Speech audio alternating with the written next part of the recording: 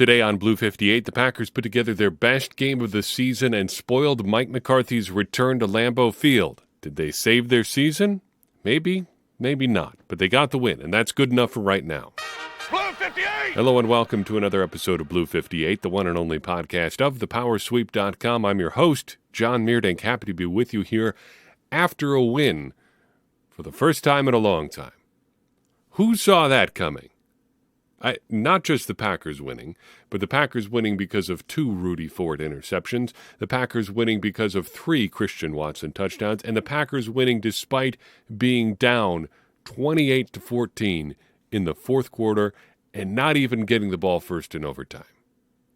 If you were hoping for not even a win, but just something entertaining, I don't know if you can do much better than this. Not to get too far ahead of things here, but stepping back for a second and looking at the bigger picture, this game doesn't change much. The Packers still have incredibly long playoff odds. They will need tons and tons of help to even think about getting to the playoffs, and they are still a very flawed team. And yet, for the first time this season, they showed they can overcome those flaws, too, and not just win despite them. For the first time this season, they played well for most of the game. I don't want to say a complete game because the third quarter was pretty bad, but you know what? I will happily welcome back the 2020 Packers patented third quarter lull if it means that they can play great for the rest of the game. For the first time in as long as I can remember, the Packers took a team's best shot and kept right on plugging.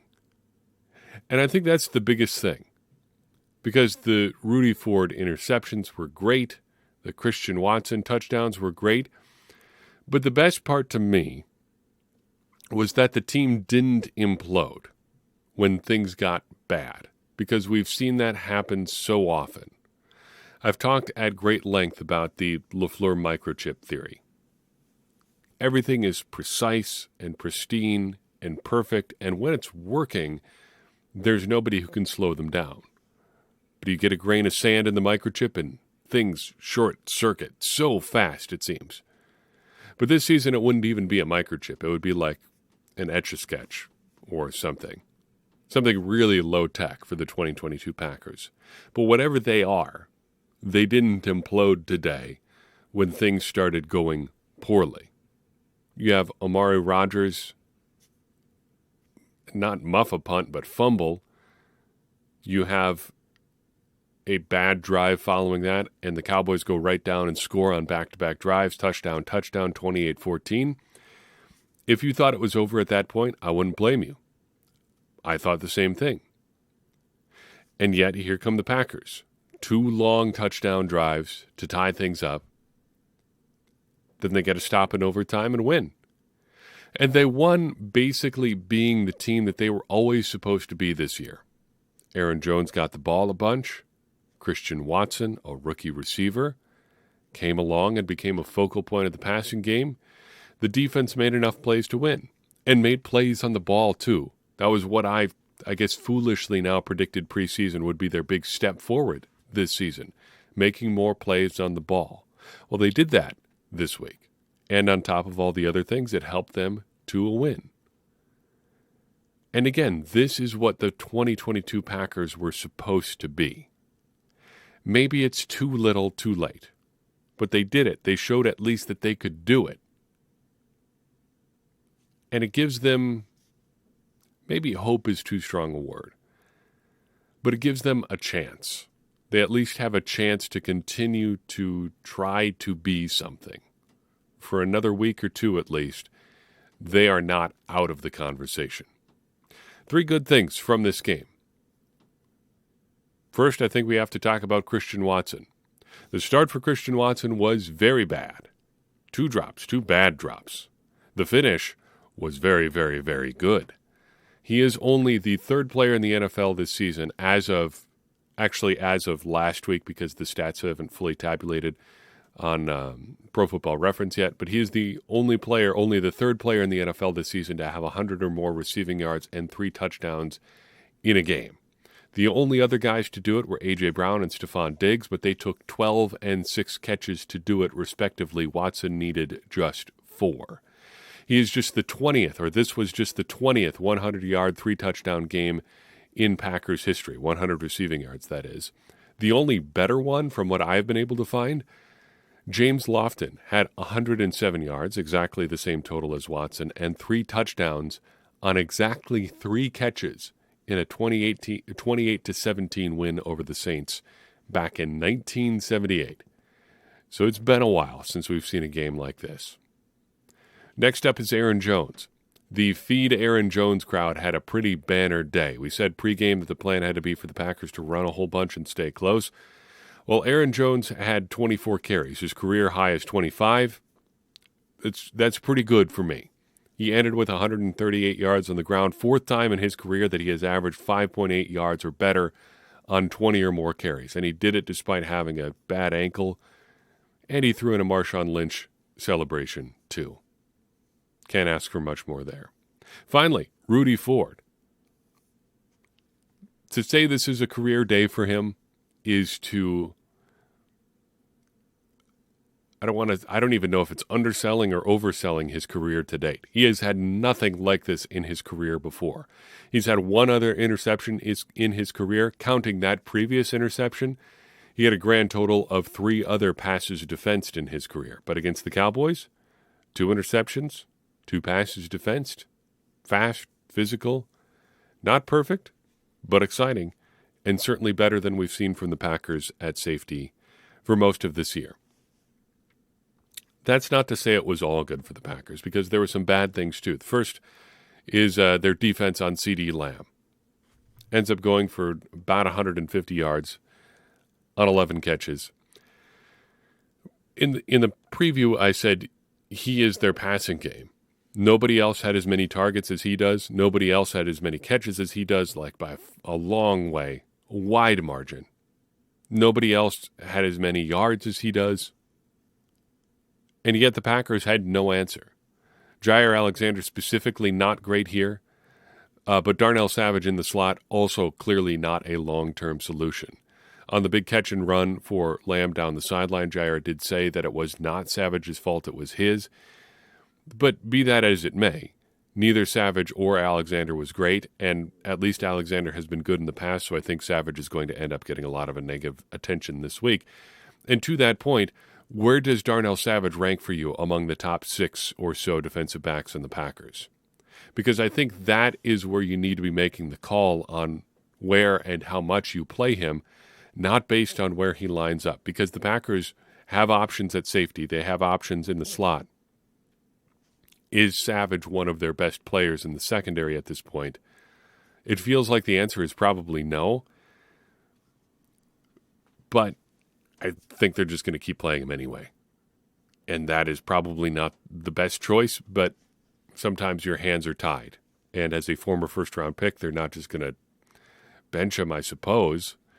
But the Packers also did claim the next safety taken after Savage in the draft this week, Jonathan Abram, who played this week, by the way, drew a penalty, as a matter of fact. I think they're just going to keep playing him. If nothing else, he can run fast. Hooray for that, I suppose. This final regulation drive for the Packers also left quite a bit to be desired. The Packers got the ball back on their own 33 with 1 minute and 38 seconds left and 2 timeouts. Aaron Rodgers and Christian Watson are nuclear hot. What do the Packers do? Well, they run the ball and let the clock run. They run the ball again and let the clock run some more. They finally call a timeout with 30 seconds left. Then they have a poorly executed pass on 3rd and 1, incomplete, and they punt it away. And I know you're trying to avoid giving Dallas too much time, but that's a lot of time to work with, and 2 timeouts to work with too. And on top of that, you're hanging a lot on the Cowboys either not scoring in regulation or in the strategy the Packers went with, hanging a lot on the overtime coin flip and Dallas failing from there. Considering that your defense has been giving up yards left and right to CeeDee Lamb and to Tony Pollard, is that really a great bet? So really, you're just hoping you get the ball first in overtime. That is a plan you can have, I suppose. If your hope is that you get a couple of breaks and get into field goal range, I don't think that's a much better plan.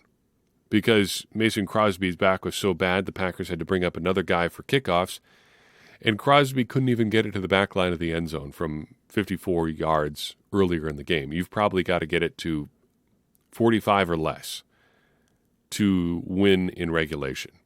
And your only win in regulation shot is to get the ball downfield in the hurry. At least let Rogers and Watson try.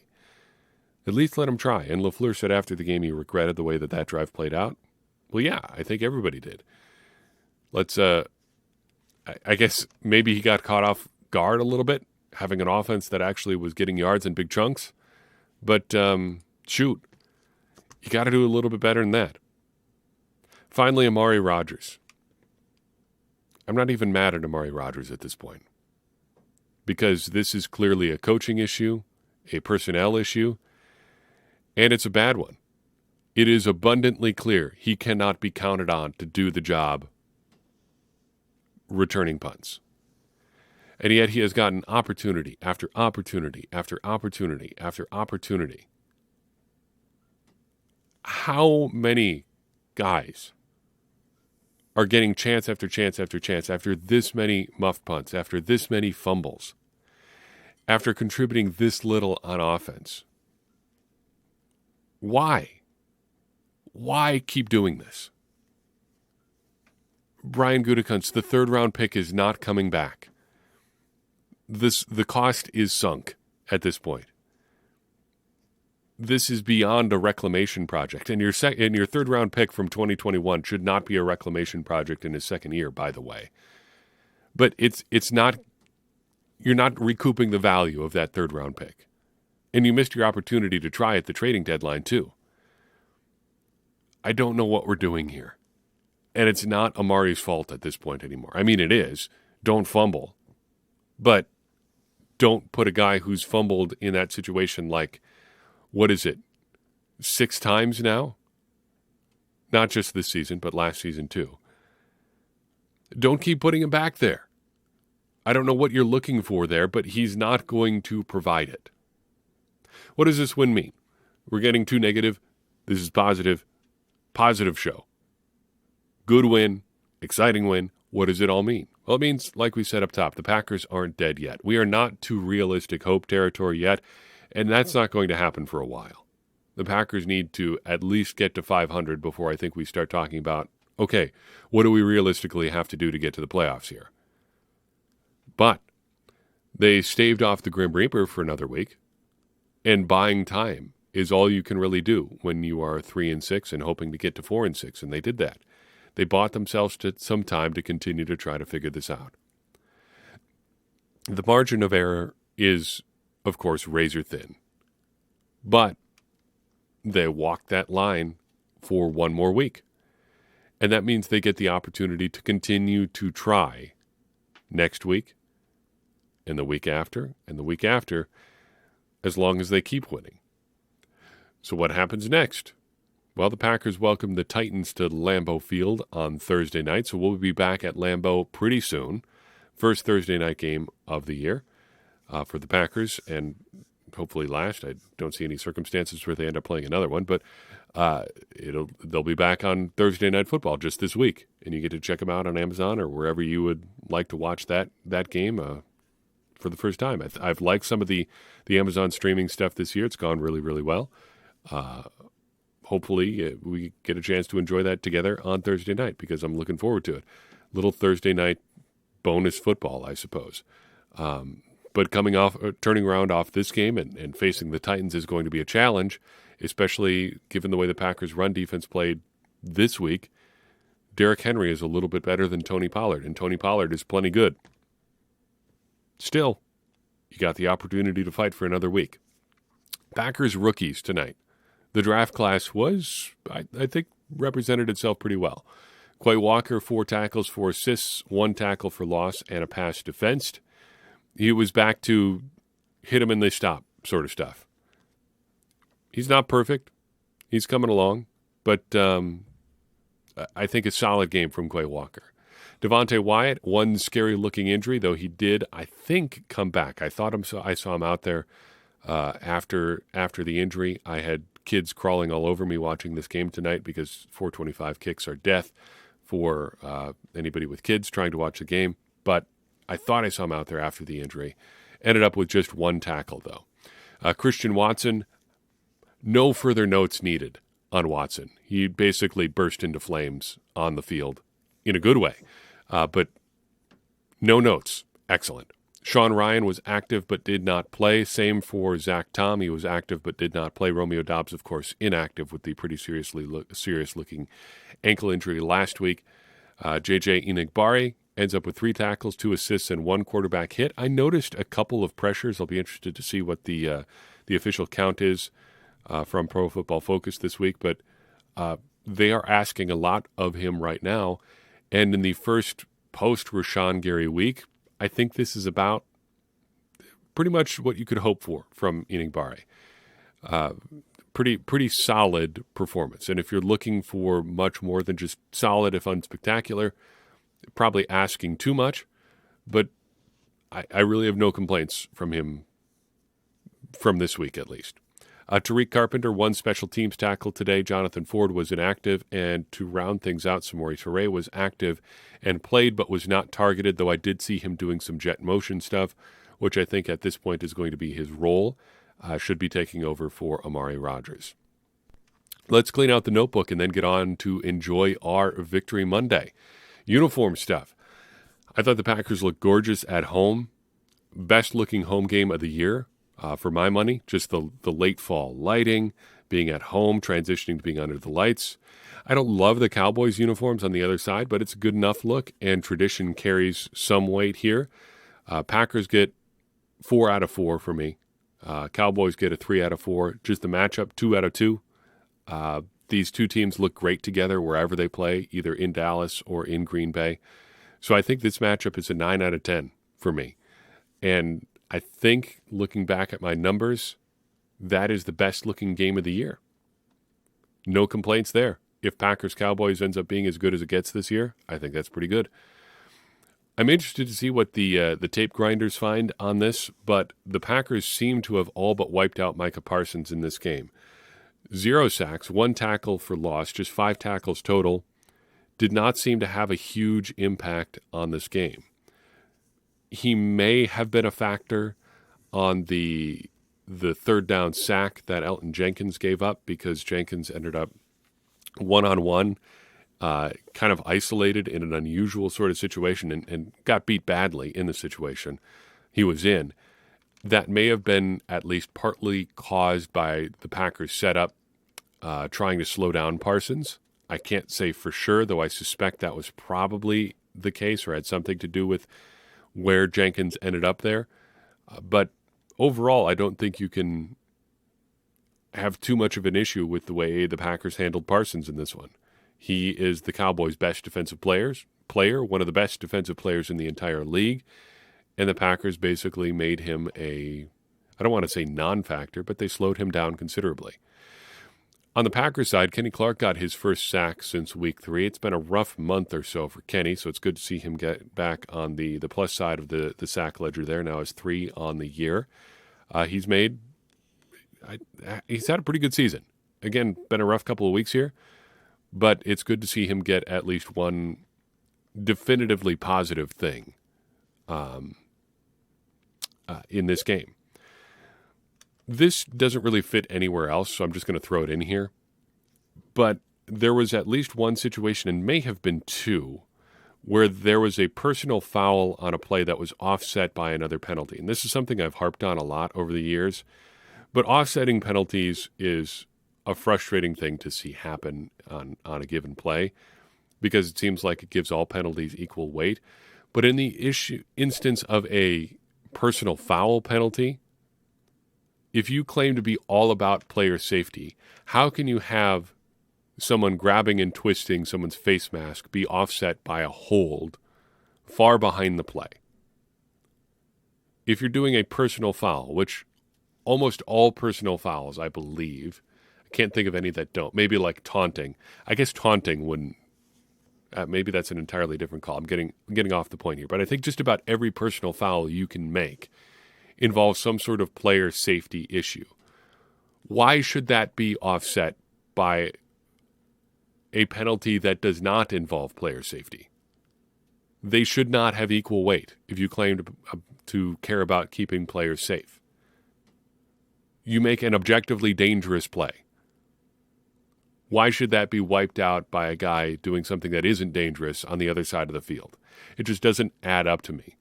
Now, of course, asking for ideologically consistent things from the NFL, I know is a foolish thing, but still, it seems like there should be a better way to handle people making dangerous plays versus people just making run-of-the-mill penalties. Got to give some kudos to complimentary football in this one. The Packers defense gave the Packers offense enough time to run 19 plays on 2 separate scoring drives in the third and fourth quarter. The Packers' 2 late scoring drives to tie things up took almost 11 minutes of game time, and that doesn't happen if your defense isn't getting the opposing offense off the field. The Packers' defense was far from perfect in this one, but in those key situations, when they needed it most, the Packers got the Cowboys off the field.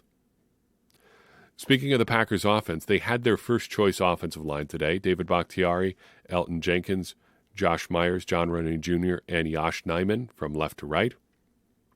On top of that, every one of those guys played 100% of the Packers snaps. And I don't know if that has happened in a game all year. It may have gone down that way last week, but I'm not sure. I think they had some injury issues last week. I would have to look to be sure, but that just shows you how random or how rare it's been this season to get that kind of availability from your offensive line. And it's not surprising that good things followed as a result. Packers generally protected Aaron Rodgers pretty well in this game. And of course, Aaron Jones and A.J. Dillon seem to have a lot to work with on the ground. No complaints. Offensive line was great. And it resulted in the Packers scoring 31 points, just the second time in the 2022 calendar year that they have been able to do that. They had 37 against the Vikings on January 2nd, but they haven't scored more than 31 since then. It hasn't happened this season. They haven't gotten to 30. But, shoot, a lot to like about that number. And that it gave the Packers enough to win, well, that is the best thing of all. So the Packers moved to 4-6. They're not dead yet. Looking back, those frustrating losses earlier in the season carry a little bit more weight now. That it seems like they are at least frisky here in one game. But, hey, can't complain too much. 31-28 over the Dallas Cowboys. Coming out of nowhere. Coming back, holding off the Grim Reaper for one more week. Hey, we get to be positive for a few days here. We get to get excited for a Thursday night game with a little bit of momentum. And we get to talk about crazy things like the Packers making a run. Crazier things have happened. We've seen them run the table in a much more competitive NFC. They've taken away all their margin for error. But if it happened once, it can happen again. Maybe we'll see it. That's all I've got for you on this episode. I appreciate you tuning in. I would appreciate it even more if you would take a second and share this episode with someone you think would enjoy it too. That's going to help more people find the show and get more people involved in this conversation that you and I are having about the Green Bay Packers, which in turn is going to help all of us, me included, become smarter Packers fans. And as I always say, smarter Packers fans are better Packers fans, and better Packers fans are what we all want to be. I'm your host, John Meerdink. We'll see you next time on Blue 58.